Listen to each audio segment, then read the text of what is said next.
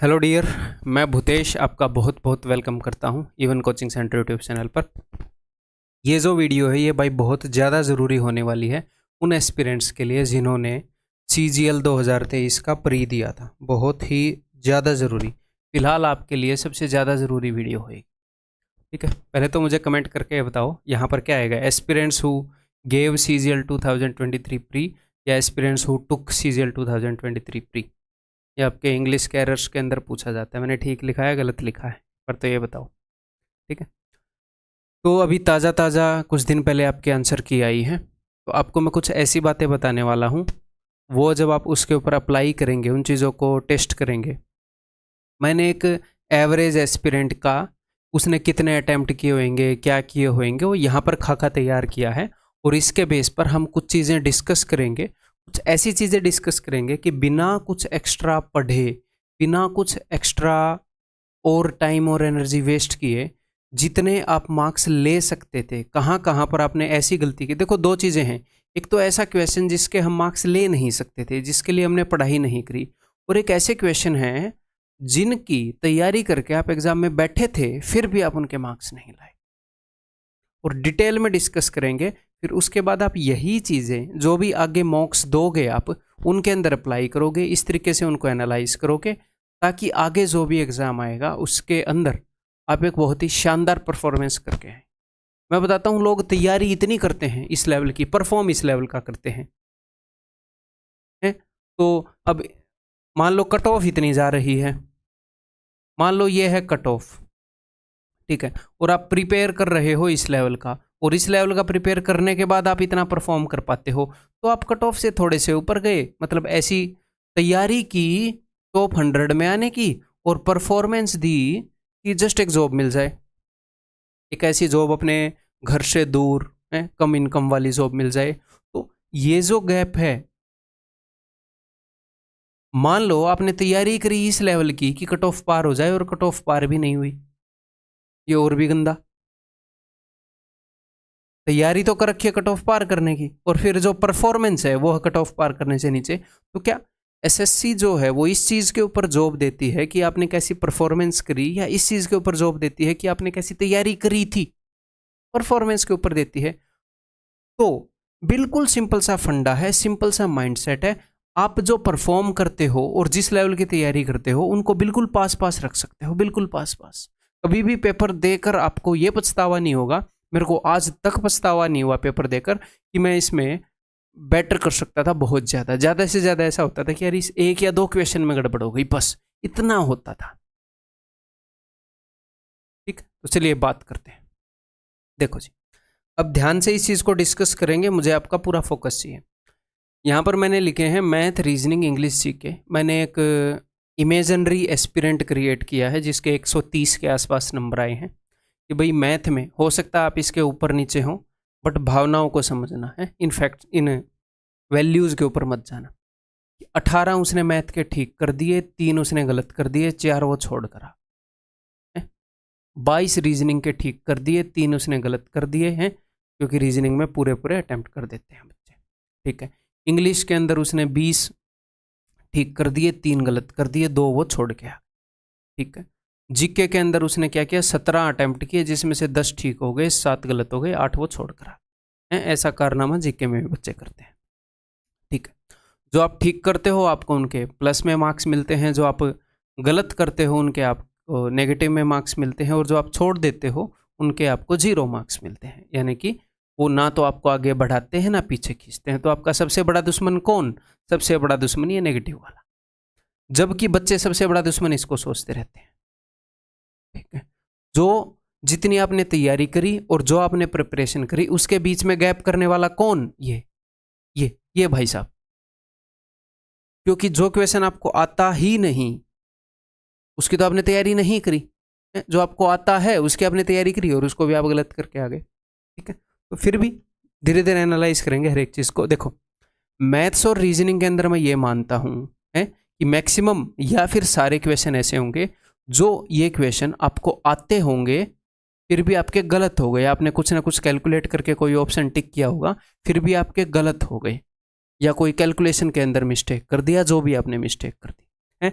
Math और reasoning में मैं ये नहीं अज्यूम कर रहा फिलहाल कि आपने तुक्का मारा है। अगर आपने एक आधा तुक्का मारा है तो गलत काम किया है।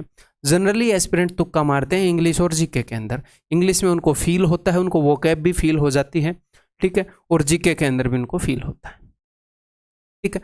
तो एक तो आपने सबसे पहले ये देखना है, पहले तो इसको डिस्कस कर लेते हैं। देखो, तो ये मैथ के अंदर ये गलत हुए हैं, ये क्यों गलत हुए हैं? ये सिली मिस्टेक्स के कारण गलत हुए हैं, ठीक है। वो किसी भी तरह की सिली मिस्टेक हो सकती है, स्टेटमेंट जल्दी पढ़ी या जल्दबाजी में पढ़ के स्टेटमेंट गलत पढ़ ली, या फिर उत्तर के अंदर x/2 मार्क करना था, x मार्क कर दिया, जो भी है जोड़ घटा में गलती कर दी।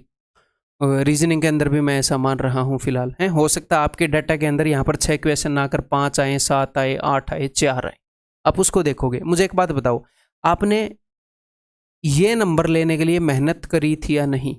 क्या अगर आप राइट माइंडसेट में होते, आप शांति से करते, तो क्या इन क्वेश्चंस को ऊपर धकेल सकते थे कि नहीं? इन क्वेश्चंस को ऊपर, ये क्वेश्चन ठीक वाले हो सकते थे कि नहीं? ऐसे एनालाइज करो। आपने अपनी की एनालाइज करी होगी, ऐसे उसको सेग्रीगेट करना। पहले मेरी बातों को सुन लो, फिर ये उसके ऊपर लगाना कि अगर मैं इनको कर सकता था तो दोस्त मुझे तो और ज़्यादा पढ़ना भी नहीं था, और ज़्यादा स्टडी आवर्स भी नहीं देने थे, ये तो मैं पढ़ चुका था, फिर भी ये क्वेश्चन यहाँ पर क्यों आ गए? ये क्वेश्चन मेरे को 2 नंबर दे सकता था एक क्वेश्चन, ये मेरा आधा नंबर लेकर चला गया। हर एक क्वेश्चन मुझे 2.5 नंबर का गैप हो गया। मैं जहाँ पर होना चाहिए था और मैं जहाँ पर हूँ उसमें 2.5 मार्क्स का गैप हो गया। मुझे +2 मार्क्स मिलने थे, 0.5 मार्क्स चले गए नेगेटिव मार्किंग के कारण। तो सिर्फ यहीं से 15 मार्क्स का फर्क पड़ जाता है। और एक आधे क्वेश्चन जो आपने छोड़ दिए होंगे मैथ और रीजनिंग के, यहाँ पर तो 0 है, मैथ और रीजनिंग के जो भी आपने क्वेश्चन छोड़ दिए होंगे उनमें 2, 3, 1 ऐसे क्वेश्चन थे, 2 और हो सकते थे जो कि आप अटेम्प्ट कर सकते थे। घर पर आकर आपने देखा होगा कि यार ये हो सकता था अटेम्प्ट, ठीक है, जो लेफ्ट है। तो इनमें कुल मिलाकर एक एवरेज कैंडिडेट 12 से 15 मार्क्स पीछे चला जाता है। 12 से 15 मार्क्स बहुत होते हैं, ठीक है। यहाँ पर इस कैंडिडेट के टोटल 40, 20, 60 और 70। 70 उसने ठीक किए, 70 दूनी 140, और यहाँ पर मैंने गलत मान रखे हैं 16, तो 8 नेगेटिव के 132 उसने किए। यहीं पर वो 15 मार्क्स आगे चला जाता सिर्फ यहाँ पर अगर वो करता। तो एक एवरेज एस्पिरेंट 12 से 15 मार्क्स खो देता है मैथ और रीजनिंग के इस वाले पोर्शन के अंदर। आप खुद कमेंट करके मुझे बताना, अभी वीडियो को पॉज करके एनालाइज करके, आपको याद होंगे अभी आपने आंसर की चेक की थी कि यहाँ पर आपने कितने मार्क्स खो दिए। बाकी स्टूडेंट को भी पता चलेगा कि हाँ क्या हो रहा है, जो नए एस्पिरेंट उनको। यहाँ पर आपने कितने मार्क्स खो दिए। अब इस सेक्शन के अंदर चलते हैं। यहाँ पर मैं ये अज्यूम करके चल रहा हूँ कि ये आपको नहीं आता था, ये आपको नहीं आता था, तो ठीक है, कोई दिक्कत नहीं है, हम और पढ़ेंगे।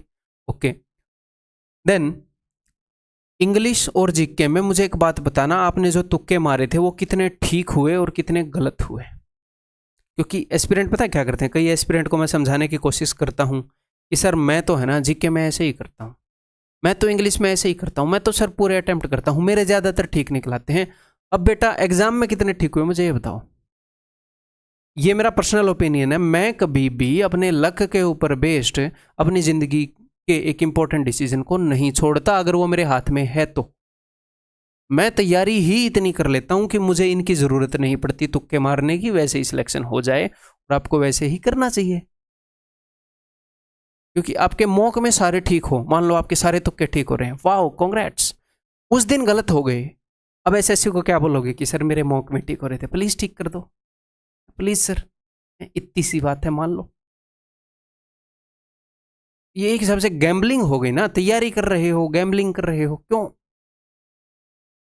पढ़ो, अगर ये नहीं आ रहे, ज़्यादा नहीं आ रहे तो पढ़ो, इस कैटेगरी के अंदर चीज़ों को लेकर जाओ। और अभी ये राइट टाइम है ये देखने का कि कितने गलत हुए, ताकि आपको पता लग जाए कि जितने मैंने तुक्के मारे उसमें से इतने गलत हो गए, इतने ठीक हो गए। एग्जाम में आप ऐसे प्रोबेबिलिटी का वाला फॉर्मूला मत लगाना, एम्पेरिकल प्रोबेबिलिटी अलग होती है, जो बुक वाली है वो अलग होती है। आप जब एक डाइस को फेंकते हो तो 6 बार में से 1 बार 1 आना चाहिए, 1 बार 2, 1 बार 3। अभी फेंक के देख लो, क्या 1, 2, 3, 4, 6 बार फेंक के देख लो, आएगा क्या? 1 बार 1, 1 बार 2, एक आधा नंबर 2 बार 3 बार ऐसे आ ही जाएगा, ठीक है। तो बहुत सारे फैक्टर हैं ऐसे हम प्रोबेबिलिटी लगाकर वहां पर तुक्के नहीं लगाएंगे, ठीक है भाई। तो यहाँ पर अगर आप तुक्के नहीं लगाते तो आपके 5 मार्क्स यहाँ पर बढ़ सकते थे। तो क्या ये वाले मार्क्स और ये वाले मार्क्स बढ़ाने के लिए आपको अलग से पढ़ना था, या फिर जो आपने पेपर जिस माइंडसेट से दिया सिर्फ उसको बदलना था? अलग से मेहनत करनी थी या फिर सिर्फ पेपर देने के तरीके को बदलना था? पेपर देने के तरीके को बदलना था बस। यहाँ पर एक स्ट्रेटजी अलग होनी थी जिस स्ट्रेटजी से आपने दिया। तो अब मैंने आपको ये बातें बता दी, तो क्या अब तुरंत ये बातें आप अगले एग्जाम के अंदर लगा पाओगे? नहीं। फिर कैसे लगा पाओगे? जब आप यही चीजें मॉक टेस्ट के अंदर बार बार एनालाइज करोगे, इस वे से एनालाइज करोगे और इसी स्ट्रेटजी के साथ चलोगे, जब आप कि भाई यहां पर मैं तुक्के नहीं मारूंगा और बाद में मैं देखूंगा इनमें कहां कहां पर मैं मार्क्स ले सकता था। ये वाला पोर्शन जो है, इस वाले पोर्शन को एनालाइज करना बनता है। और मैं तो ये वाला पोर्शन भी एनालाइज करने को आपको बोलता हूं कि यहां पर ऐसे कितने क्वेश्चन हैं जो आपने ठीक तो कर दिए, नंबर तो ले लिए, लेकिन आपने तुक्का मारा था, क्योंकि यहां पर वो तुक्का चल गया। आज उस दिन एग्जाम में चले या ना चले, उसके बेस पर हम जॉब की तैयारी कर नहीं सकते। समझ रहे हो? मैक्सिमम ये वाला पोर्शन आपको बताता है कि आगे आपको क्या पढ़ना चाहिए, क्या नहीं पढ़ना चाहिए, किस जगह पर ज्यादा जोर देना चाहिए। ठीक है मेरे भाई, क्लियर है? एक तो ये चीजें आप कमेंट में बताओगे। तो इस भाई के 15 और 5 20 132 मार्क्स कैसे लगते हैं सुनने में, और 152 मार्क्स कैसे लगते हैं सुनने में? जमीन आसमान का फर्क है ना। कॉन्फिडेंस में भी, मार्क्स में भी। पंदा सेम है, तैयारी सेम है, सिर्फ माइंडसेट डिफरेंट है। और ये मैंने तो इमेजिनरी सिचुएशन क्रिएट करी है, आप अपनी आंसर की के ऊपर लगा कर देख लो, तब आपको पता चलेगा कि कितने मार्क्स का फर्क पड़ रहा है, कैसा मैं कर सकता था। तो अब आपने क्या करना है? मैंने एक बात तो आपको ये बताई है, हमेशा कभी भी ये मत टारगेट करो कि मेरे को मॉक के अंदर 130 लाने हैं, 140 लाने हैं, 170 लाने हैं, 180 लाने हैं। नहीं, क्योंकि सिलेक्शन 130 पर भी हो सकता है, सिलेक्शन 170 पर भी रह सकता है। It all depends upon the exam level. जो एग्जाम का लेवल है वो मैं बहुत ईजी सेट कर दूं कि एक एवरेज कैंडिडेट के 190 आ जाए। हालांकि एसएससी इतना वेरिएशन नहीं करता, आपको समझाने के लिए बता रहा हूं। तो आप तो 170 लेकर खुश हो जाओगे, एवरेज कैंडिडेट 180 190 लेकर आ रहा है। तो डिपेंड क्या करता है? पेपर के हिसाब से परफॉर्म करना तो डिपेंड करता है कि जितनी हमने तैयारी करी, क्या उतना ही मैं परफॉर्म कर पाया, या फिर जस्ट मैं उसके आसपास परफॉर्म कर पाया। जितनी तैयारी करी उसके आसपास, उससे ज्यादा तो कर नहीं सकते। तो इस चीज की प्रैक्टिस हम कब करेंगे? हम मॉक्स के अंदर करेंगे। आपको क्या देखना है? Always try to get optimum marks. जब आप मॉक्स को एनालाइज करो तो कभी भी ऐसे मत देखो कि मेरी परसेंटाइल कितनी है, मेरे नंबर कितने हैं। आप सिर्फ ये एनालाइज करो कि भाई इतने मैंने ठीक किए, इतने मैंने गलत किए, इसने मैंने अटेम्प्ट नहीं किए, क्या यहाँ पर मैंने कोई तुक्का लगाया, नहीं लगाया। आज वो तुक्का मेरे फेवर में चला गया, कल मेरे अगेंस्ट भी जा सकता था। क्या यहाँ पर मैंने कोई तुक्का लगाया या क्या किया? यहाँ पर जो मार्क्स मैं ले सकता था वो मैंने लिए कि नहीं लिए सारे? आप ये देखो, मान लो एक गन्ना है, आप ये नहीं बोल सकते ना कि गन्ने में से एक गिलास जूस निकलना ही चाहिए। अगर गन्ना सूखा हुआ है तो नहीं निकलेगा एक गिलास। और गन्ना मस्त अपना बड़ा सा मोटा ताज़ा गन्ना है, रस से भरा हुआ मीठा, उसके अंदर हो सकता है 2 या 3 गिलास भी जूस निकलाए। तो बढ़िया गन्ने का जूस निकालने वाला कौन है? जो एक गन्ने में 3 गिलास जूस निकाले या 1 गिलास? नहीं, इट डिपेंड्स अपॉन दी गन्ना ऑल्सो, कि गन्ना कैसा है। तो मार्क्स मत देखो, सिर्फ ये देखो कि इस पेपर के अंदर मैं मेरी अभी जो तैयारी है उसके साथ साथ बेस्ट मेरा क्या परफॉर्मेंस होना चाहिए था, और हुआ क्या वो आसपास हैं तो बढ़िया। 4-5 नंबर का तो फर्क रहेगा हमेशा, क्योंकि एग्जाम प्रेशर होता है, बढ़िया। और अब मैं अपनी तैयारी को बेटर कैसे करूं? तो 2 पोर्शन है। एक तो क्या है कि भाई रायता तो नहीं फैला दिया मैंने, जितनी तैयारी करी थी उसके हिसाब से जितने इस पेपर में मार्क्स आने चाहिए थे उतने आए कि नहीं आए। अगर उतने नहीं आए तो मेरे को पेपर देना नहीं आता, पेपर देना सीखना पड़ेगा, माइंडसेट पेपर देने वाला सीखना पड़ेगा। अगर उतने आए हैं तो अब जहां पर कमजोरी है, जहां पर मार्क्स नहीं आए, अब उस सिलेबस की तरफ ध्यान दो। तो पहले यहां पर ध्यान दोगे या यहां पर? इसके लिए तो अलग से टाइम डिवोट करने की भी जरूरत नहीं है। तो पहले यहां पर ध्यान दोगे ना, अगले 5 दिन के अंदर सुधर जाएगा ये तो। फिर उसके बाद देखेंगे जहां पर मार्क्स नहीं आ रहे, उन टॉपिक्स को पकड़ेंगे, एनालाइज करेंगे, फिर उनको स्ट्रॉन्ग करेंगे। समझ में आ रही है बात? तो आपने सिर्फ ये देखना है कि कट ऑफ वगैरह, मार्क्स वगैरह, इन पर फोकस मत करो। मॉक टेस्ट में बच्चे ऐसे करते रहते हैं, मेरे 150 आ रहे हैं, फलाने आ रहे हैं, पहले 150 आ रहे थे, अब सर आज वाले मॉक टेस्ट में 135 आ गए। तो भाई क्या पता उन मॉक टेस्ट के अंदर कितनी वेरिएशन हो, कौन सा सब्जेक्ट कितना डिफिकल्ट हो गया हो, सारे सब्जेक्ट पिछले वाले से थोड़े से डिफिकल्ट हो गए हों, तो आपको पता भी नहीं लग रहा हो कि सारे थोड़े थोड़े डिफिकल्ट हो गए हैं, उस वजह से परफॉर्मेंस कम हुई है। सिर्फ ये देखा करो इस मॉक में आज की तैयारी से इतने ले सकता था और इतने लिए हैं, ये आसपास हैं तो वेल डन, बढ़िया बढ़िया परफॉर्म करना सीख रहा हूँ, इसको और इम्प्रूव करूँगा। ठीक है भाई, क्लियर है? तो इन चीज़ों के पीछे नहीं भागोगे। तो दैट्स ऑल। उम्मीद करता हूँ कि कुछ बातें आपके दिमाग में गई होंगी, बातें समझ में आई होंगी और आप इन बातों को आगे अप्लाई करोगे, हैं, अपने स्कोर को बूस्ट करोगे। That's all. आपसे अगले वीडियो के अंदर मिलता हूँ भाई। Bye bye. आपको ये बातें कैसी लगी कमेंट करके भी बताना।